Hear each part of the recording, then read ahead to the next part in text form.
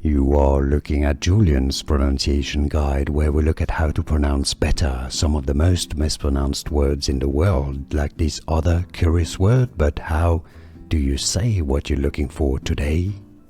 We are looking at how to pronounce this phrase, as well as how to say more interesting but often confusing Latin expressions, so make sure to stay tuned to the channel.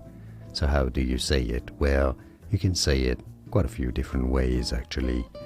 The first word in English can either be said as raise or res, two different correct pronunciations for it. The second word can be said as gestae or gestae, gestae or gestae. So that's different combinations really. Res gestae or res gestae, res gestae or res gestae, or you could say it as re gestae or res gestae. And now you know. Here are more videos on how to pronounce more confusing words and names too many mispronounced. Like this video if you found it useful. I appreciate your support. I'll see you soon and thanks for watching.